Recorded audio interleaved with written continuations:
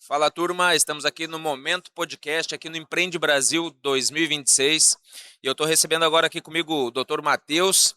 Ele vai contar um pouquinho aí da história dele. Seja bem-vindo, Matheus. Obrigado, Ismael. Matheus, para quem não te conhece, para quem não sabe da tua história, dos teus negócios, conta pra gente tua trajetória, como tu começou, o que que tu faz hoje. Tá. Ismael, então, eu sou de uma cidade muito pequenininha, uma cidade de 15 mil habitantes, chamada Jaguaruna. Eu fui muito inquieto, aquele rapaz desde pequeno, desde criancinha, assim, muito querendo mais e mais aprender, crescer. Sou filho de comerciantes, né? A gente fala empresário, mas são comerciantes, né? São guerreiros, lutadores, como tantos outros no Brasil. E assim como grandes empresários, pequenos empresários, comerciantes e tantos empreendedores que a gente tem hoje, eles sofreram muito com várias crises que nós já passamos, né? E aos 15 anos, inclusive, eu falei na palestra ontem, eu passei por um momento muito difícil, né? O meu pai acabou entrando numa depressão em virtude de uma crise, de uma quebra de uma empresa.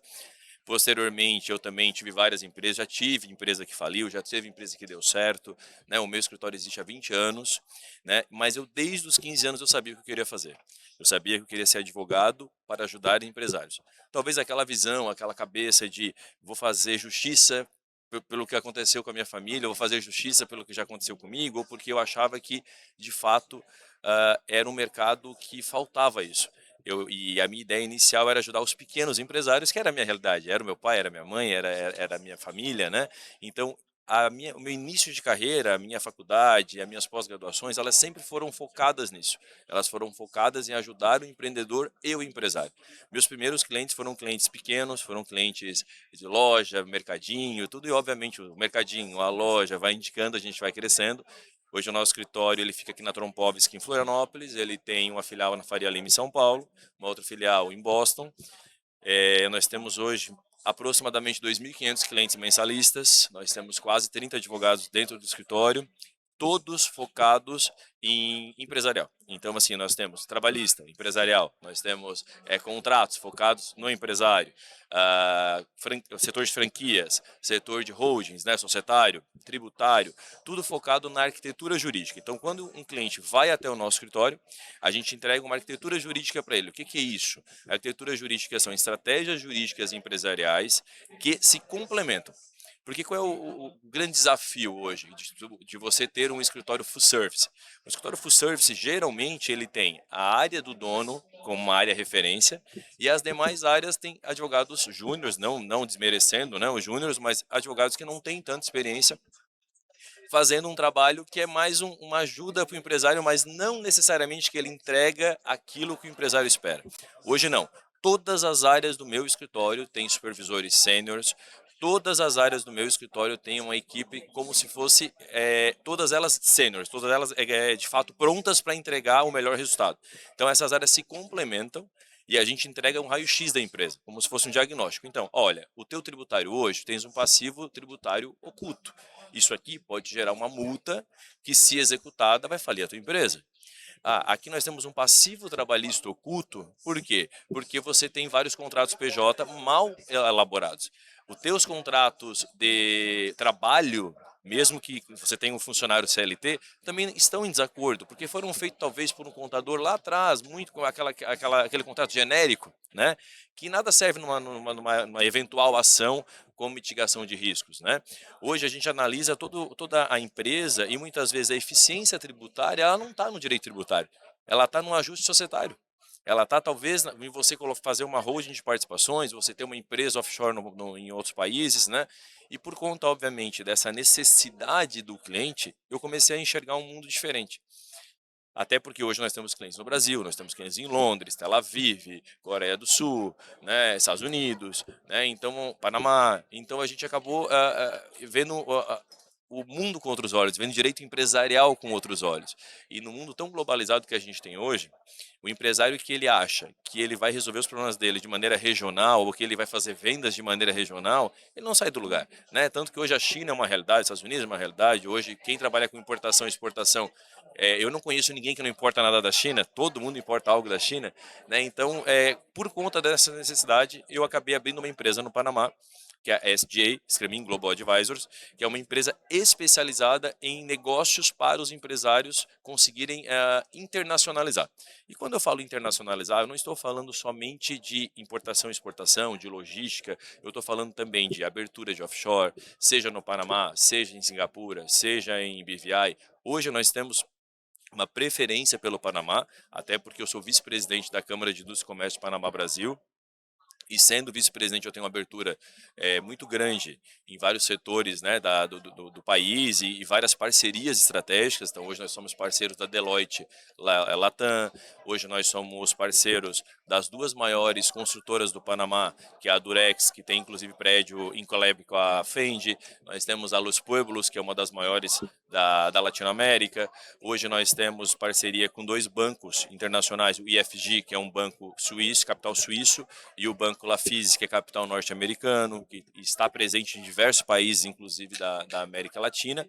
Então eu consigo abrir a tua offshore, abrir a tua conta, o nosso escritório, por ter contratos de parceria com eles, aí a minha empresa também, além do escritório, a minha empresa, obviamente, a gente consegue fazer o compliance muito mais rápido, a gente entrega os documentos muito mais rápido, porque o Panamá, inclusive hoje, não está mais na lista Black, então ele, por não estar na lista Black, ele tem algumas exigências para não estar, dentre elas, um compliance bem feito, para que não ocorra lavagem de dinheiro, para que não ocorra dinheiros ilícitos sendo aplicado lá, que não é o objetivo do nosso trabalho. Né? A gente não tem clientes que tenham esse objetivo. O nosso objetivo hoje, enquanto arquitetura jurídica barra empresarial, é entregar proteção patrimonial, internacionalização de ativos e passivos, né, de recursos, e a possibilidade de uma eficiência tributária em virtude disso.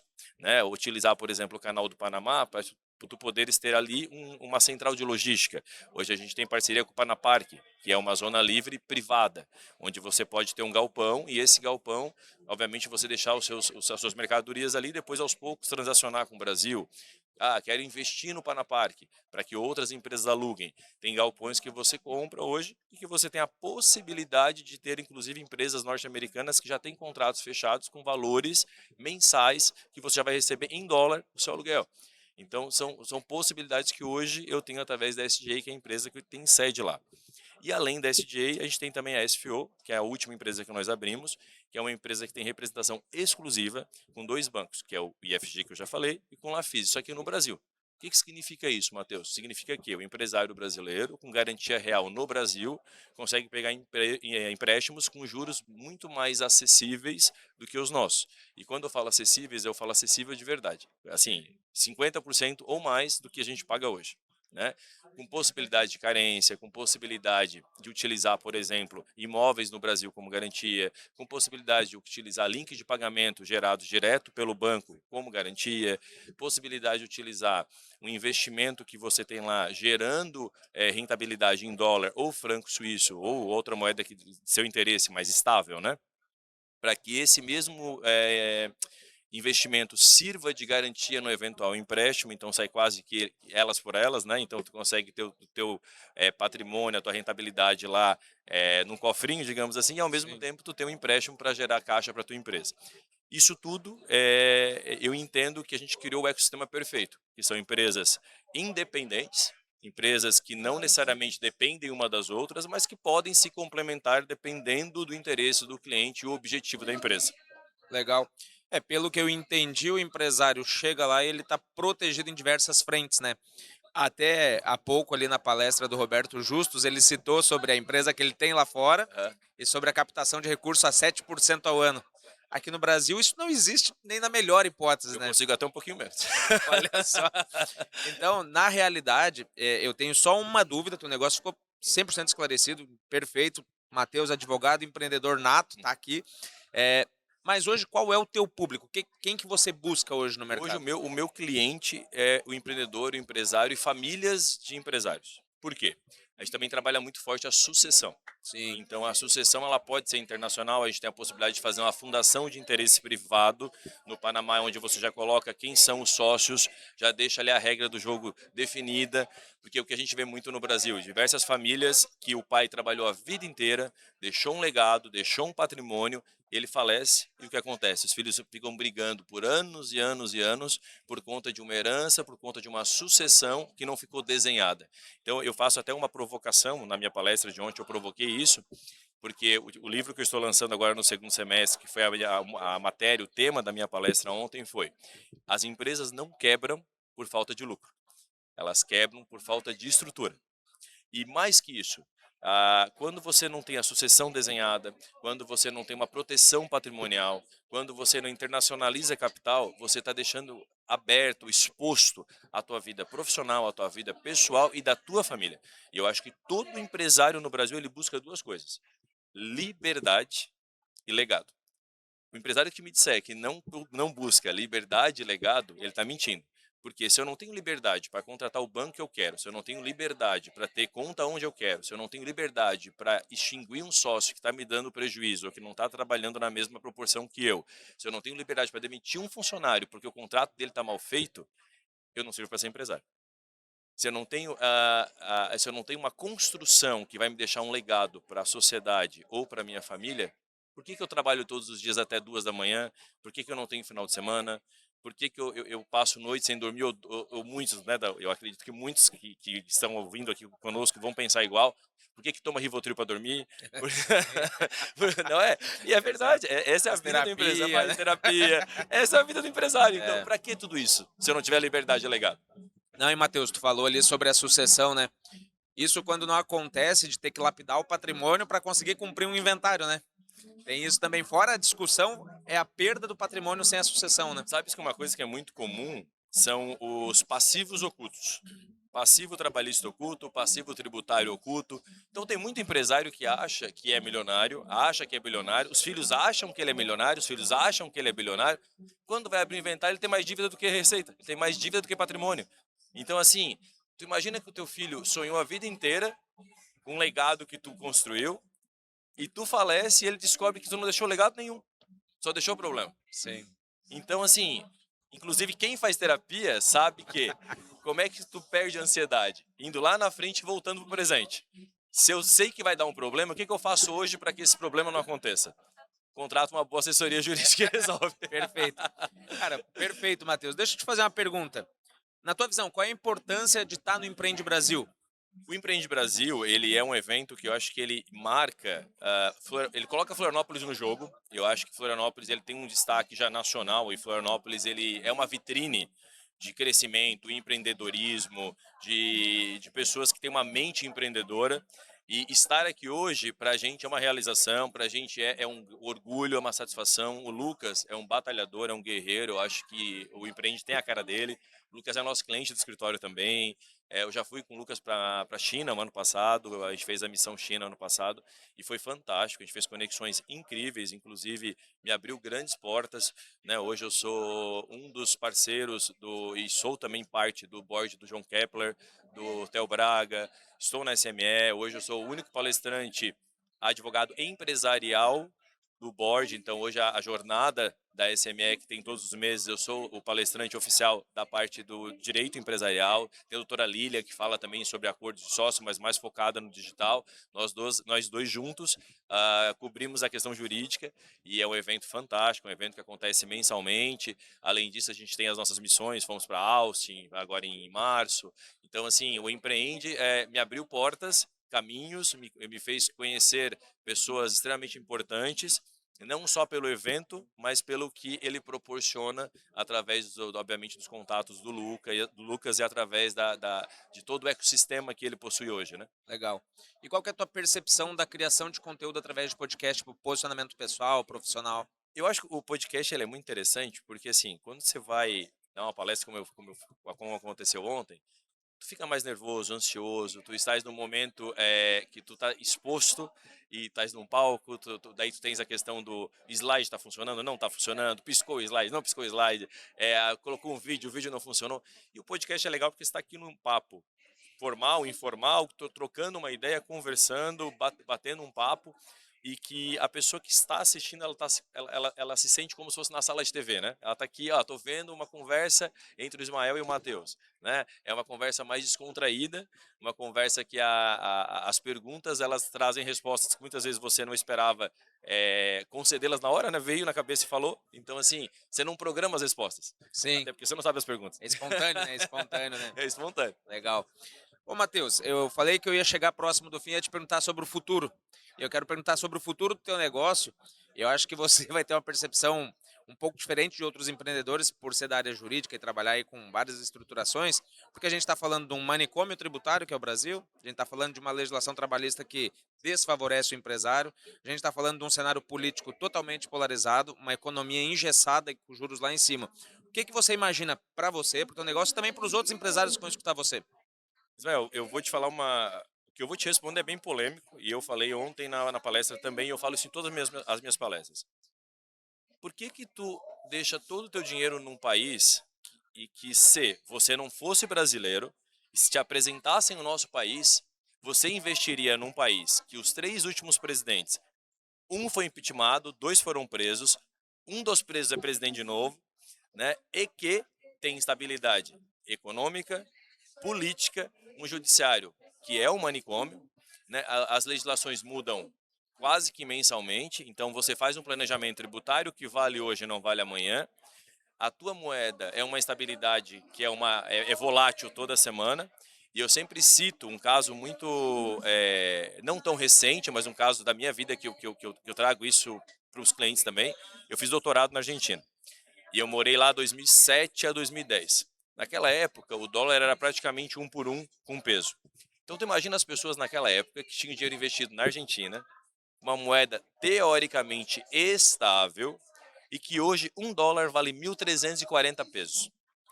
Então, tu imagina essa pessoa que não internacionalizar recursos, ela deixou o dinheiro todo no país, ela não levou para um capital estrangeiro como Estados Unidos, como Suíça. Essa pessoa, ela perdeu 1.340% do valor que ela tinha investido. Então, o que eu digo sempre é o seguinte, não precisa tirar o dinheiro do Brasil 100%, mas assim, diversifica isso, deixa um pouquinho aqui, deixa um pouquinho na Suíça, deixa um pouquinho nos Estados Unidos, deixa um pouquinho no Panamá, deixa em lugares em que a moeda nunca foi instável. Matheus, quero te interromper um pouquinho, porque quando você fala deixa um pouquinho, para nossa audiência vai ter pequeno empreendedor, médio empreendedor, grande empreendedor. O que seria esse pouquinho para a gente pensar num planejamento inicial? Certo. Essa é uma pergunta interessante e por isso que nós temos parceria com 2 bancos. Nós temos o Banco Lafise, que é um banco comercial, então seria uma espécie de Safra, né, no Brasil, só que mais fácil, inclusive, que o Safra para abrir uma conta. Hoje tu abre uma conta no Lafise com US$ 10.000. E esse US$ 10.000 nem precisa ficar investido. Você pode fazer a abertura e depois utilizá-lo para retornar para o Brasil ou deixar investido em algum fundo, alguma coisa nesse sentido. Então, o pequeno empreendedor também consegue abrir a conta, né? E nós já temos o IFG, que é um banco um pouco mais arrojado, em que nós temos aí a abertura de conta com uma faixa de US$ 500.000. Então já é um pouquinho mais caro, então são 2 públicos, mas não tem desculpa para não internacionalizar. Então hoje com US$ 10.000, eu acho que todo pequeno empresário consegue ter um valor desse para investimento, né? Para abertura de conta. E consegue sim deixar um pouquinho todo mês. E hoje, assim, a facilidade é tanta, Ismael, que assim, hoje tu consegue fazer transferência dentro do planejamento que a gente faz, e a gente faz um planejamento que é uma arquitetura de fato, onde você vai ter, por exemplo, a offshore que está lá no Panamá sendo sócio da tua empresa no Brasil. Para quê? Para dar rastreabilidade, para ser de maneira lista, para os compliances dos bancos também aprovarem essa transferência de maneira rápida, que isso é muito importante. Tem gente que abre conta no exterior e não tem nenhum planejamento. Então ele abre conta para quê? Não consegue nem fazer uma transferência depois porque não passa no compliance, né? Então tem que sim ter um escritório de advocacia, ter um escritório de planejamento, ter um escritório de assessoria, seja lá qual o tema que ele quer, qual o objetivo que ele quer, né? Mas que ele consiga fazer essas transferências de maneira adequada, correta e lista. Então, por exemplo, hoje uma transferência internacional dentro desse modelo que eu estou te colocando, tu transfere um IOF de 1,1%, porque vai como investimento. Se tu não tens essa arquitetura, o IOF é 3,5. Então começa a ficar caro.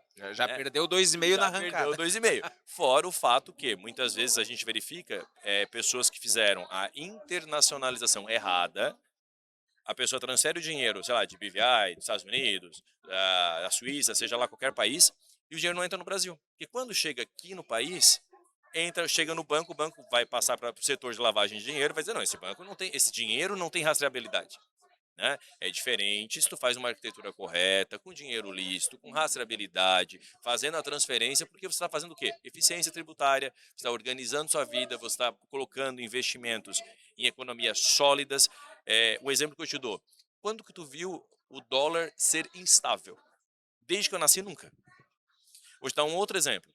Há 15 anos atrás, então é um exemplo bem bacana, que é uma coisa que eu gostava quando era criança, o Lego. O mesmo Lego, há 15 anos atrás, custava R$ 300 no Brasil e R$ 300 nos Estados Unidos. Vamos botar em reais isso, tá? Sim. Hoje ele custa R$ 900 no Brasil e R$ 600 nos Estados Unidos. Matheus, a inflação nossa e dos Estados Unidos é a mesma. Por quê? Então que o Lego aqui é muito mais caro que lá? Porque o nosso dinheiro vale muito menos que o deles. Total. Então, historicamente, se tu pegar, inclusive, estudos de qualquer banco sério, nenhum deles coloca a possibilidade do dólar ficar instável, pelo menos nos próximos 50 anos.